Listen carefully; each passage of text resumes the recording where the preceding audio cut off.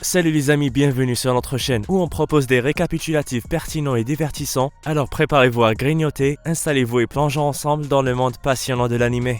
L'anime commence par montrer une scène montrant Mashiro en train de cuisiner dans ce qui semble être un orphelinat. L'un d'entre eux s'appelle Kai. Il commence à expliquer l'histoire de leur pays en rappelant qu'il s'appelle Nil Kamui, une petite nation insulaire qui a été attaquée dans le passé par une nation voisine appelée Huanglan, et le colonialisme a rapidement annexé un tiers de leurs terres. De l'autre côté, la Denatia, leur allié à l'Est, s'est limitée à la protection de leur ville de garnison et n'a pas voulu s'impliquer davantage en raison de l'intervention de ces deux puissances. Nil Kamui a été brusquement divisé. De plus, leur déité protectrice, le dragon rouge est devenu folle et a commencé à brûler les villages et à tuer les gens. Le lendemain au dojo, on voit Ibuki s'entraîner mais il est soudain attaqué par Fugak, un commandant royal. On apprend ensuite que Ibuki est un membre de la famille royale, mais il révèle qu'il n'a pas l'intention de remplacer son père ni de devenir un roi de Nil Kamui. Soudain, Mashiro arrive pour rappeler à Ibuki qu'il est temps pour lui de se rendre à la foire. Le commandant se lève alors et lui donne une épée précieuse en lui souhaitant bonne chance. Sur le chemin du château, les deux gardiens tombent sur Master Swallow et sa servante qui font partie de l'équipe d'investigation du Dragon Rouge.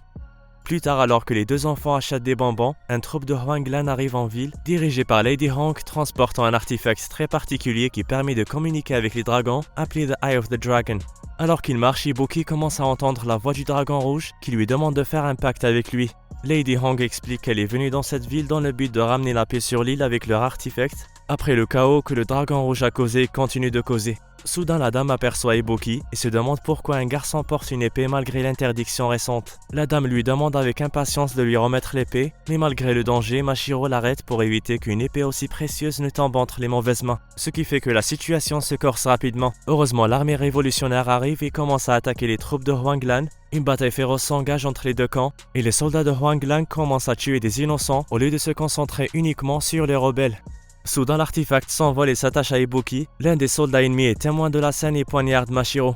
Ibuki est terrifié et entend à nouveau le dragon le pousser à signer le contrat. Il réussit à s'enfuir avec son ami blessé et en se sentant impuissant, le dragon lui demande maintenant d'offrir un sacrifice pour signer le contrat et sauver tout le monde. Mashiro est encore consciente et comprend la situation. Elle accepte donc son destin avec courage, espérant qu'un jour Ibuki deviendra le roi et changera le monde. Le garçon la tue, son âme est fusionnée avec son épée et le pacte est désormais accompli. Le garçon se retrouve à nouveau sur le champ de bataille et tue sans pitié le soldat qui a blessé son ami. Lady Honk remarque le feu qui sort de l'épée d'Ibuki et décide de s'enfuir. Plus tard, on fait la connaissance de Iya, un membre de l'armée révolutionnaire, qui parle à la sœur de Mashiro et tente de la convaincre que sacrifier sa sœur pour sauver les autres citoyens était la meilleure chose à faire.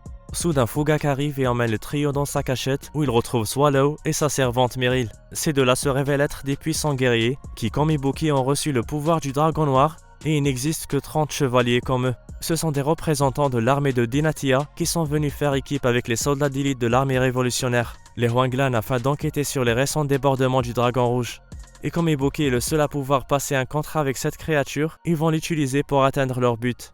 Fugak se méfie et sort son épée pour les menacer en leur demandant où sont les représentants des Huanglan. Mais soudain, ils sont informés que les forces de Huanglan sont à l'entrée principale et attaquent l'orphelinat. On apprend que Lady Honk fait cela pour forcer Ibuki à sortir. Swallow décide d'aider et sort seul pour affronter les forces ennemies. C'est alors qu'on apprend que tout ce qu'il manie s'écroule et qu'il est né avec cette malédiction. Pendant ce temps, Ibuki est amené par Iya à l'orphelinat pour sauver les orphelins. La fille réussit à distraire Lady Honk pendant que le garçon se précipite pour sauver les enfants. Mais le plan échoue et Iya est gravement blessé, ce qui ne laisse pas d'autre choix à Ibuki que d'utiliser le pouvoir du dragon rouge qu'il a obtenu. Il contacte la créature mais il est choqué d'apprendre que pour utiliser ses flammes de dragon, il doit sacrifier une autre vie. C'est alors que Kai, la sœur de Moshiro, intervient pour s'offrir en sacrifice, alors que le garçon a du mal à accepter de commettre 2 fois le même crime. Ibuki hésite mais Kai insiste pour passer à l'action et les enjeux deviennent de plus en plus importants. Soudain, Hong apparaît et tue tragiquement Kai avant qu'Ibuki ne le fasse. Ne pas pouvoir protéger un ami, c'est comme la tuer. On voit donc l'âme de la fille fusionner avec l'aile du dragon et elle est prise en sacrifice. Ibuki est maintenant autorisé à utiliser les flammes du dragon, il élimine donc son ennemi en un clin d'œil. Après ce combat acharné, le garçon accepte de rejoindre l'équipe d'investigation juste pour pouvoir quitter le village. Il révèle qu'il veut rendre cette malédiction au dragon rouge dès que possible. Et il sait que s'il reste dans le village, il prendra encore plus de personnes proches. Soudain, l'émissaire de Huanglan arrive.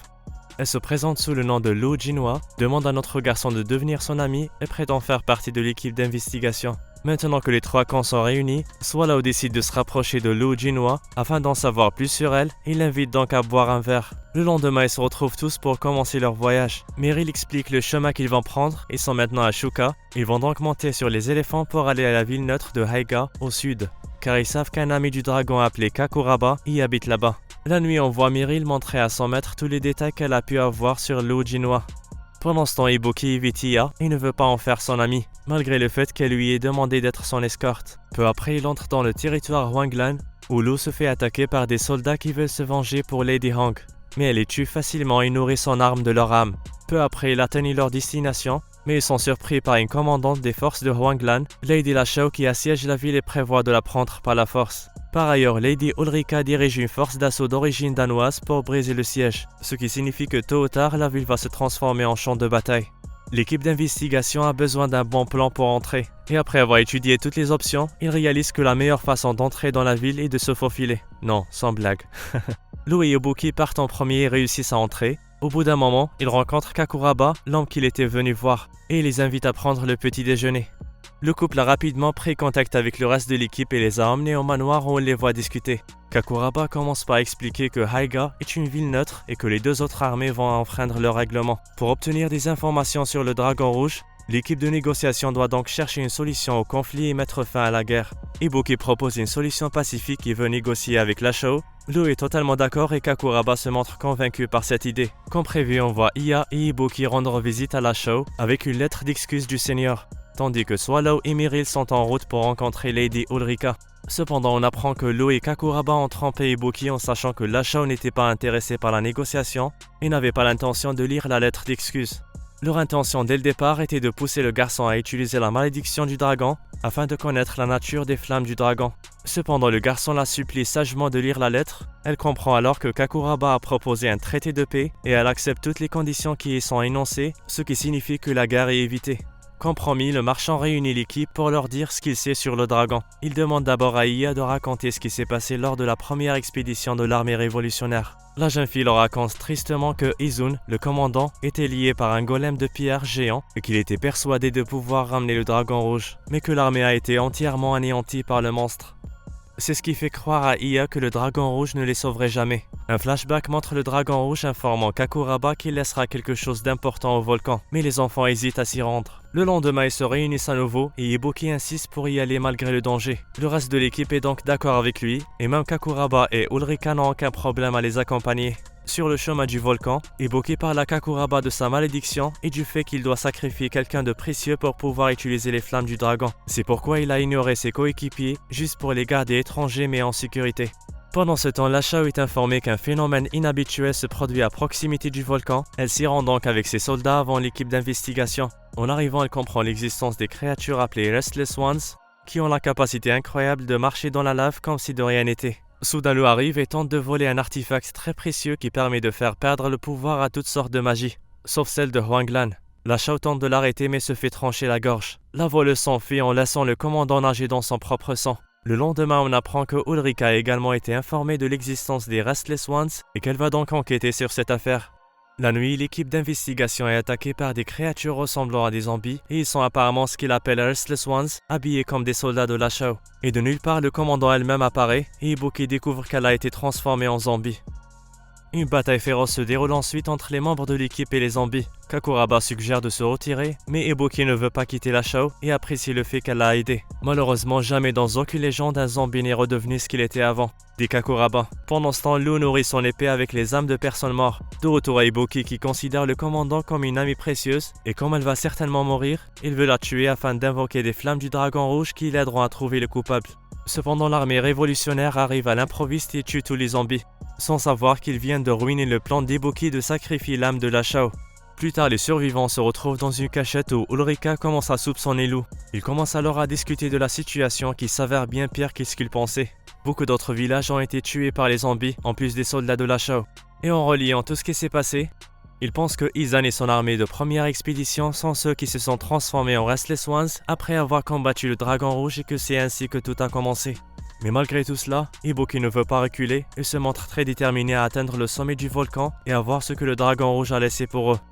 L'équipe d'investigation ainsi que Ulrika et l'armée révolutionnaire continuent leur voyage vers le volcan car ils ne veulent pas que quelqu'un d'autre meure comme la Shao, sachant que les Restless Ones continuent de ressortir. Alors qu'ils continuent d'avancer, ils voient d'autres humains ressemblant à des zombies apparaître, tous portant les vêtements de l'armée révolutionnaire, ce qui signifie qu'il s'agit sans aucun doute des soldats de la première expédition. Et comme il n'y a aucune chance qu'ils reviennent à leur état naturel, l'équipe d'investigation décide de mettre fin à leur souffrance. Ia pense qu'elle est la meilleure personne pour le tuer pendant que Lu veut l'attaquer à 2 reprises, de face et de dos. Cependant, Ibuki décide d'abord de confirmer si oui ou non Izun s'est perdu et est devenu un zombie. Il demande donc à Kakuraba de l'emmener en volant pendant que les autres se séparent et se préparent pour l'attaque. Un flashback suit et montre comment Swallow a vécu son enfance quand il cassait tous les outils qu'il touchait, ce qui a lentement conduit sa famille à un destin indésirable. L'une des familles les plus riches de Dynatia s'est retrouvée à la rue. Il a souffert pour accepter la malédiction avec laquelle il est né, mais après avoir perdu beaucoup de temps, il a compris que les outils se briseront et que des vies seront perdues, qu'il le veuille ou non, et cela lui a permis de vivre avec l'espoir qu'un jour sa malédiction du dragon noir disparaîtra. De retour sur le champ de bataille, où les soldats souffrent des Restless Ones, et Ibuki tente difficilement d'entrer en contact avec Izun qui chevauche l'énorme golem de pierre. La situation devient difficile et les soldats se préparent à être le prochain sacrifice qu'Ibuki utilisera pour tuer le monstre, mais Swallow s'interpose et laisse tomber un étrange artefact qui tue tous les zombies. Ils sont tous surpris par ce qui s'est passé, tandis que Meryl explique à Ulrika, par le biais d'un flashback, que dans le passé, Swallow a demandé à son père de lui donner un hybride comme esclave. Il était courant que les hybrides et les êtres liés ne vieillissent pas, c'est pourquoi il pensait que sa malédiction ne les affecterait pas. Et en effet, son père en a ramené une, et elle est devenue une servante plus qu'une esclave. Tout était parfait jusqu'à ce qu'elle soit kidnappée. Swallow s'est rendu à son secours et l'a trouvée dans une situation misérable, respirant à peine. Le garçon était très attaché à elle et le dragon noir en a profité pour apparaître ce jour-là. Il lui a dit que la fille serait en sécurité si le garçon acceptait de prendre toutes ses blessures à sa place. Et depuis, à chaque fois qu'un de ses proches se blesse, il prend la douleur à sa place. Sur le champ de bataille, Ibuki ne parvient pas à invoquer le pouvoir du dragon rouge après avoir sacrifié une âme indigne. Alors Swallow décide d'utiliser le pouvoir du dragon noir. Dans un flashback, on comprend que le dragon noir a donné à Swallow le pouvoir de l'aider à atteindre le dragon rouge et le tuer. Il invoque alors l'âme du dragon noir et brise facilement le géant golem de pierre. Lu n'a pas pu nourrir son épée de l'âme du golem et on la voit souffrir après avoir perdu un bras pendant la bataille. À la fin de ce chaos, le groupe trouve une griffe de dragon rouge qui semble être l'indice que le dragon a laissé derrière lui. Soudain, le groupe est informé qu'une agitation s'est produite dans la ville de Aiga, où l'évêque Denatien présente une fille nommée Inori aux citoyens en prétendant qu'elle est l'héritière légitime du trône. Cette nouvelle est un choc pour Ibuki car cette fille s'avère être sa sœur. Le garçon explique que lorsque leur château est tombé, personne d'autre à part lui n'a survécu. Le garçon se précipite vers la ville où sa sœur l'accueille chaleureusement. Cependant, la joie ne dure pas car Inori lui présente une fille qui ressemble exactement à Mashiro, la fille qui est censée être morte. Au château, Ia est confuse et Ibuki aussi. Mais un des soldats entre dans la pièce et explique qu'un chevalier appelé Agito a sauvé Inori le jour de l'incendie. Ce qui est logique, mais quand il s'agit de Mashiro, sa vie est mystérieuse. Et Ibuki est invité à la rencontrer et à lui parler directement. Ailleurs, on voit Swallow discuter avec l'évêque, lui demandant une explication de ce qui s'est passé. Le lendemain, le prince va rencontrer son vieil ami pour obtenir plus de détails, pendant que Ia explique à Kakuraba comment Mashiro a sacrifié sa vie et meurt pour permettre à Ibuki d'invoquer le pouvoir du dragon rouge. Le trio est heureux et le garçon a stupidement accepté le fait que Mashiro est en vie et ne l'a même pas interrogé davantage. Sa sœur lui dit que selon leur tradition, elle sera la nouvelle reine et qu'il n'a pas à s'inquiéter. Ia croit que quelque chose ne va pas et elle en est totalement convaincue car elle était là quand tout s'est passé. Et ils ont même creusé une tombe pour leur ami. Kakuraba essaye de donner une explication logique en suggérant qu'il y a eu des cas où des personnes se sont réveillées après leur enterrement. Cependant, après avoir observé le comportement de Mashiro, il remarque qu'elle ne bouge pas, ne mange pas et ne dort pas, ce qui leur fait supposer qu'elle est une Restless One. Afin d'en avoir la preuve, Ia invite Mashiro à se promener et essaye de voir si elle se souvient de quelque chose sur leur passé. La réponse est comme ils s'y attendaient, négative. Cela confirme leurs doutes et Ia la tue et la voit se relever. Le lendemain, Kakuraba convoque tout le monde y compris l'évêque dans sa chambre pour leur dire que Mashiro est une Restless One.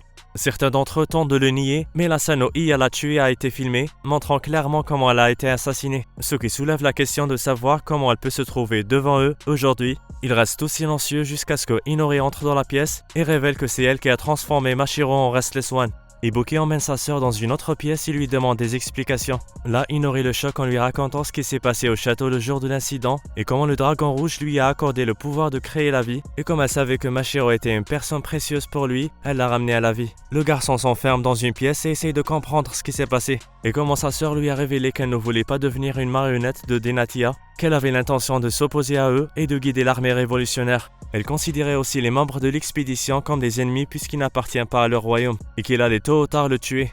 Soudain, le dragon noir le contacte et se présente comme l'un des 7 dragons que les humains vénèrent, tout comme le dragon rouge. Il lui révèle que les Denatia domineront cette île et mettront fin au mal des Huanglan. Les Denatia ne feront aucun mal aux habitants de l'île et empêcheront toute effusion de sang. De plus, le dragon rouge perd peu à peu son pouvoir et notre garçon sera bientôt libéré de la malédiction. Tout cela grâce à Swallow qui a déposé l'artefact magique dans le volcan. Alors maintenant, Ibuki devrait faire équipe avec eux plutôt qu'avec les Huanglan. Le garçon ayant repris conscience, il va revoir Mashiro, mais est surpris d'apprendre que l'évêque l'a amené pour l'interroger. À l'extérieur du château, Ulrika et Swallow tombent sur l'un des 6 généraux de Huanglan et leur nouvel émissaire, Seigneur Hakuei. Pendant ce temps, Ibuki s'efforce de pénétrer dans l'ambassade où l'archevêque retient Mashiro et grâce au pouvoir du dragon rouge, il y parvient. Il découvre que Inori a tué l'évêque et ses hommes et qu'elle a l'intention de tuer les autres.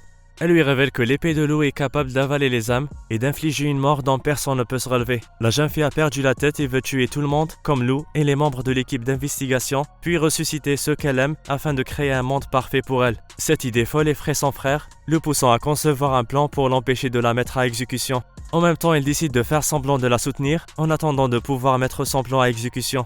Plus tard, il apprend que c'est Mashiro qui a tué l'évêque et ses hommes, alors pour en finir, il se rapproche du Restless One et lui plante un couteau dans le cou dans le but de l'utiliser comme sacrifice. Il invoque ensuite le pouvoir du dragon et l'utilise pour la tuer et s'assurer qu'elle ne se réveillera plus jamais. Plus tard, alors qu'il se promène, Fugak informe Ibuki que Agito a l'intention de mettre la dame Inori sur le trône et il décide de lui parler en personne. De retour au château de Kakuraba, où les membres de l'équipe d'investigation ne sont pas très satisfaits après avoir découvert la mort de l'évêque et la disparition de Ibuki et sa sœur. Au bout d'un moment, les jumeaux découvrent qu'ils sont suivis par Iya. Inori se sert des gardiens agités pour les battre, puis commence à se moquer d'elle en disant qu'elle ne vaut même pas la peine d'être tuée par Ibuki. Ibuki lui demande de partir en disant qu'il n'a jamais pensé à elle comme une lame à utiliser. Pendant ce temps, Lou essaie de convaincre Swallow de se concentrer sur leur mission principale et de trouver le dragon rouge malgré tout ce qui se passe. Mais l'homme dit qu'il veut d'abord trouver Ibuki et le protéger. Hakuei interrompt leur conversation et prend Lou pour lui dire que leur mère spirituelle lui a donné l'ordre de tuer le dragon rouge et tous ceux qui se mettent sur son chemin. Swallow et Meryl partent aider le garçon dans sa mission, pendant que Ulrika reçoit la griffe du dragon rouge et elle est priée de l'emporter dans son pays. Mais alors qu'elle s'apprête à partir, Lou l'attaque sans savoir qu'un monstre noir protège le navire. Le monstre tente de vaincre la fille à un seul bras mais échoue, ce qui pousse Ulrika à invoquer le pouvoir qui lui a conféré le dragon noir. Lou tente d'utiliser le charme de son épée pour contrôler l'esprit d'Ulrika, mais elle ne parvient pas à la poignarder et le monstre noir reprend vie. Cependant, alors que Ulrika s'apprête à poignarder son adversaire, Lou laisse tomber un objet qui affaiblit la magie du dragon noir, ce qui lui permet de vaincre à la fois le monstre et son maître. À la fin, Ulrika s'avère être un leurre et la griffe n'était pas avec elle. Swallow et Meryl sont en route pour la ville de Shuka et rencontrent une jeune enfant qui semble en savoir beaucoup sur eux, mais préfère cacher son identité. Ailleurs, Lou trouve Iya blessée après s'être battue avec les compagnons agités d'Inori. La jeune fille semble obsédée de l'idée de faire d'Ibuki un roi. Alors Lou lui donne un objet magique qui l'aidera à prolonger sa mort de quelques jours. De retour à Swallow et Meryl qui sont informés par les grands leaders que Agito, le leader de l'armée rebelle et celui qui a sauvé Inori, est emprisonné et condamné à être exécuté pour conspiration. Soudain, la fille qu'ils ont rencontrée au cours de leur voyage apparaît et s'avère être la représentante de Huanglan, connue sous le nom de la mère spirituelle. Pendant ce temps, Fugak emmène Ibuki rencontrer Agito en personne. Et là, le prisonnier le choque en lui demandant de tuer Inori de ses propres mains, considérant que c'est le seul moyen pour lui de devenir le nouveau roi. Et sa sœur se révèle être la raison de la folie du dragon rouge. Il raconte comment Inori vivait dans un petit village il y a 6 mois. Cependant, les villageois ont découvert sa véritable identité, et par peur des représailles des Huanglan, ils ont essayé de la tuer. Mais ils ont provoqué la folie du dragon rouge. Et la même chose se reproduit à l'extérieur, alors que les chevaliers tentent de tuer Inori, le dragon rouge arrive, et la jeune fille lui donne l'ordre de tuer Agito. Fugak est blessé lors d'une scène féroce et demande à Ibuki de l'utiliser comme sacrifice et d'invoquer le pouvoir du dragon rouge afin de tuer cette créature elle-même, mais le garçon n'y parvient pas. Pendant ce temps, Lou se bat contre Swallow et avoue que c'est elle qui a tué Ulrika. Leur combat est interrompu par Inori et son dragon qui déclare vouloir reprendre son indépendance. Iya arrive et tente de combattre Inori, mais elle échoue et comme elle sait que sa mort est proche, elle se porte volontaire pour être le prochain sacrifice d'Ibuki. Kakuraba sort la griffe du dragon pendant que Lou cherche à tuer le dragon pour donner son âme à son épée. De retour à Swallow qui élabore un plan avec Hakuei afin d'aider Ibuki à tuer son ennemi. Une bataille féroce s'ensuit entre les deux frères et sœurs et tous les autres membres tentent de les aider mais ils sont gravement blessés et meurent au cours de la bataille. Ibuki parvient à rencontrer le dragon rouge et à renverser la situation. Il a désormais le contrôle absolu de ce monstre et décide de sacrifier Iya pour obtenir un dernier souhait, celui de tuer sa sœur et de mettre fin à tout ce chaos. ce qu'il réussit à faire. On arrive donc à la fin de la première saison de cet incroyable animé, j'espère que vous l'aviez apprécié. N'oubliez pas que nous avons encore beaucoup de choses en stock pour vous, alors restez branchés. On se revoit avec une autre vidéo. Bye!